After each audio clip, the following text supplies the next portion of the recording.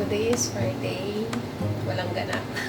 Wala pa rin ganap kasi inaantay ko talaga yung Sunday. Hindi rin ako makapag-vlog ng maayos sa labas. Kasama yung mga alaga kasi mas layo ako kasi sa baka may mangyari na hindi maganda. So, ayun. Ngayon po, magpe-prepare ako ng partner namin. So, ilalabas ko muna. Mahina lang.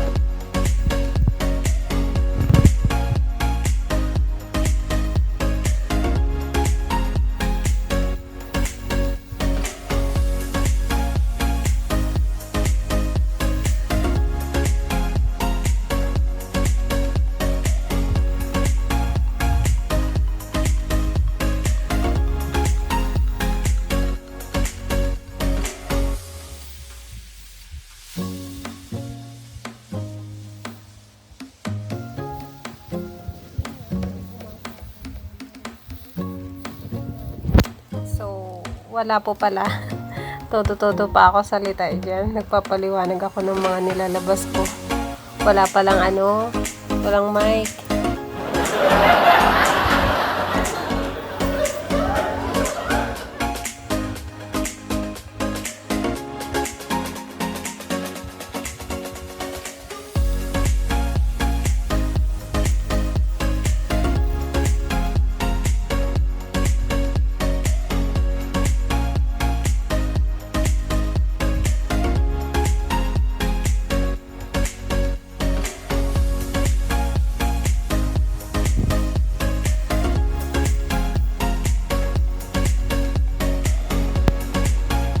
So, ayun na po guys. Share ko lang po yung breakfast po ng mga alaga ko. Tingnan nyo naman. Ayaw nila ng yellow. So, ang egg yolk mapupunta sa auntie at yung mga white sa kanila. Diba? Tapos yung milk nila. So, ayun lang po. Share ko lang.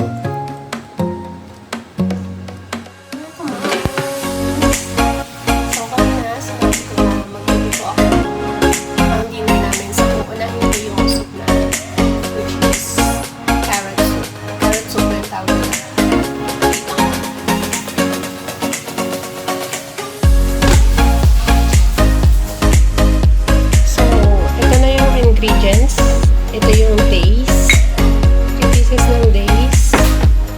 Tapos itong almond. Mga konti lang. Depende sa dami ng lutuin mo. Tapos itong pork buto-buto. Pork buto-buto. Ito pork buto-buto. Tapos itong green and orange carrot soup. Green and orange carrot. At syempre, is corn. So, ito lang po yung ingredients niya. Days, almond, carrots, corn, at saka pork. Ito po. So, i-prepare ko lang po siya. Hihiwain, babalatan. Tapos, ito naman ay isa-separate natin. I-boiled mo na siya ng ng isang kulo lang. As in, kumulo lang siya. Yung matanggal lang yung mga dumi niya. So, tara guys. Start na natin.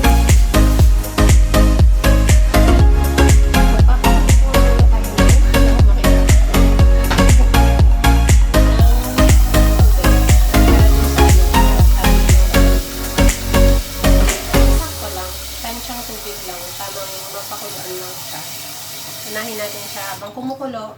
Habang magpapakulo tayo na to is ipe-prepare natin yung mga gulay. Babalatan na natin yung carrots at saka yung mais, then hiwain natin. Pasensya na, hindi ako kita.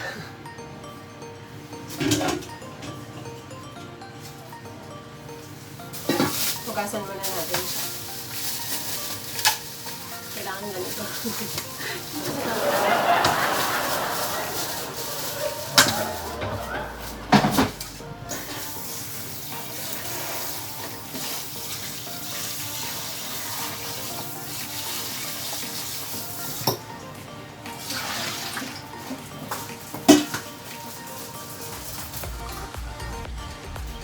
habang nagbo-boil po tayo ng wait lang. Habang nagbo-boil po tayo ng tubig para sa para dito sa pork. Ano naman po? Ito. Yung mga gulay naman. Iano natin sila. Ihiwain. Babalatan pala muna tapos ihiwain siya ng katamtamang laki lang. Huwag masyadong malaki. Pasensya na hindi talaga ako kuha. Para hindi aksaya yung oras natin, syempre, kailangan merong gumagana na isa na. Pero usually talaga, gusto ko naka-prepare na talaga siya lahat bago ko siya gawin para dire-diretso ganun ako. Pero minsan, kapag wala sa mood, ganito ang ginagawa ko.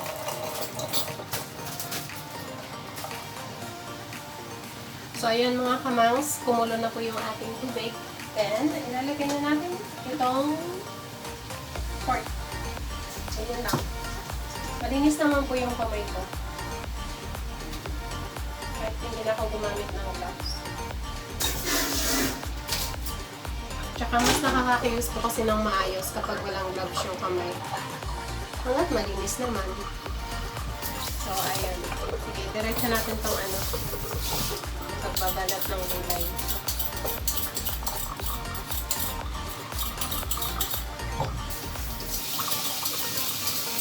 Mabilis po ba ako kumilos, magbalat? Kasi po dito sa Hong Kong, hindi ko po alam hindi naman siguro lahat, pero kasi ako kasi kapag busy talagang mabilis ako kumilos hanggang sa gusto kong matapos yung isang gawain bago ko gawin yung isa. Or kung kapag may lakad, kaya nung may mga activity yung mga alaga, kailangan talaga matapos mo muna lahat ng gawain bago kayo lalabas. Para pagbalik mo, makapagpahinga ka man lang, diba? So, ito, iluluto ko na yung soup, which is maaga pa naman. Pero busy po kasi ako mamaya. May swimming class yung mga alaga ko ng 6:30 to 7:30. So, wala na akong time para magluto. I mean, meron naman. Pag uwi mo ng 7:30, kapaliguan mo pa sila.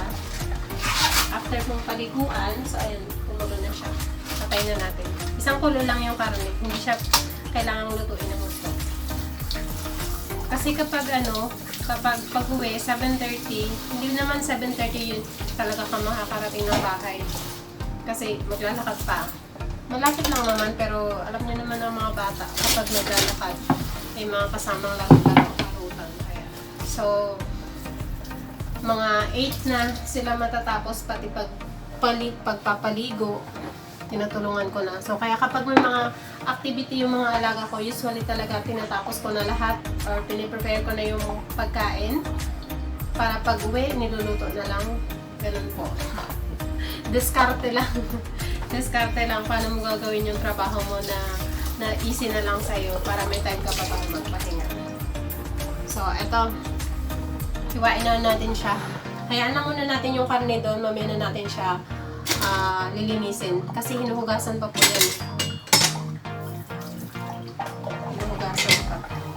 Gayat na tayo. Gagayat. Wait lang ha. Try ko na ilipat yung camera para mas makita. Kahit hindi nyo na makita yung mukha ko. Ayan. Itong corn, gagayatin mo lang siya ng hindi naman siya masyadong maliliit kasi ito kinakain ng amo ko. Kinakain nila po. Tapos, itong carrots, hiwain lang natin yung pa-square.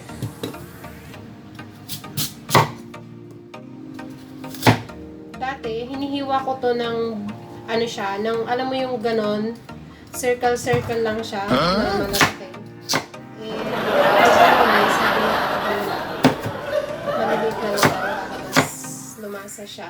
Yung kumbaga, madudurog siya kapag pinakulan mo talaga. Lalasa talaga siya. Masarap po ito, mga kamangs. Promise.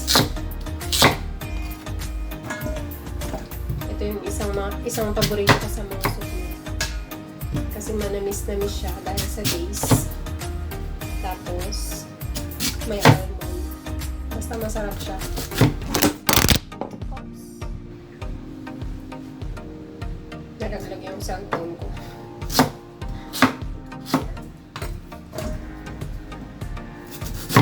Kapag may time po ako, mag-vlog ako ng mga ginagawa ko dito sa bahay. Pero kasi ganitong bakasyon, busy. Mas busy pa yung mga bata sa bakasyon kesa yung may pasok sila. Kaya walang time mag-vlog. Ganito lang, then huhugasan. Huhugasan natin siya uli. Or pwede rin siyang ibabad mo. Isusok mo muna. Pwede rin. Ayan. Hindi natin konting tubig habang magpapakulo ulit tayo ng tubig para dito. Parang ano lang, parang nagluluto ka lang ng nilaga sa atin. Ganun. Dito naman talaga maano lang siya, madali lang yung mga niluluto nila. Yun nga lang, mabusisi. Kailangan mo yung karne, ilaga mo muna siya bago muli siya lutuin. Huhugasan mo ng tubig na malamig, lilinisin. Madali lang yung mga niluluto.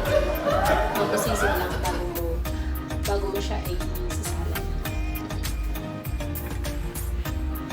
Share ko lang po yung water dispenser namin. Char. Hindi. Ano to? Ano na ang tawag nila dito? Basta yan. Etong number 1, iniinom to ng mga alaga ko. Etong number 3, iniinom ng mga amo ko. Ito para sa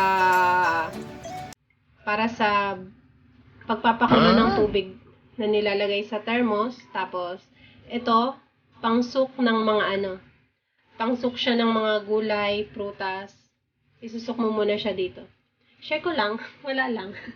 So, ngayon, ito rin yung gagamitin natin. Itong number 4, gagamitin natin para sa pagluluto ng soup. Wait lang. Yan. Pasensya na magalaw yung camera. Ayan. Kapag nag-change na yung number, pwede mo na siyang gamitin yung tubig. Ayan. Hindi natin siya masyadong pupunuin kasi ilalagay natin tong mga gulay niya mamaya. So, parang mga kalahati lang. Kalahati lang yan. So, ayun po. At ito pong karne, ayun. Sinalang ko na pala ito. Papakulo lang muna tayo ng tubig. Tapos itong karne, huhugasan natin. Hindi siya pwede yung direct na fresh na ilalagay mo dun sa gagawin mong soup. Ganun pala dapat yun. Para yung dumi matanggal.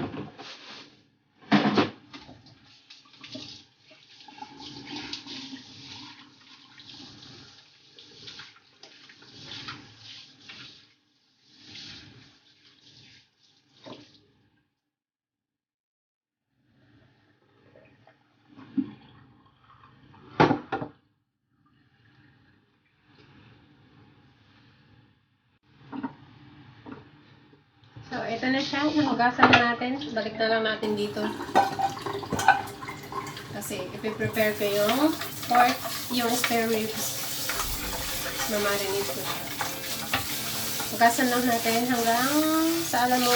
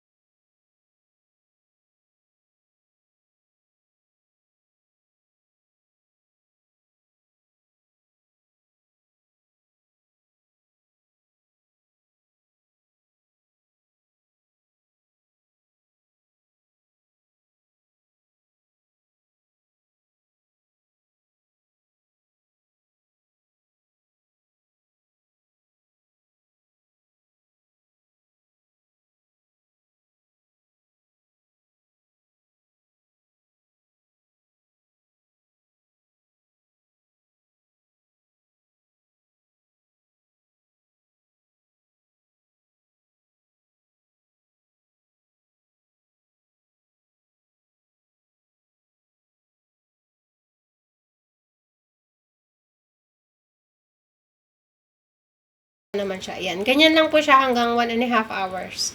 O kaya 2. Minsan, kapag nakakalimutan ko, 2.5. Char. So, ayun po. Ganyan lang po yung pagluto ng soup. And then, ayan na po yung para mamaya. Tatakpan ko lang yan or ilalagay ko sa freezer. Sa ref. Then, so, ayun po. Tapos na ako mag-prepare ng lulutuin ko para mamaya. At yung etong soup, hahayaan ko na yan dyan hanggang ano.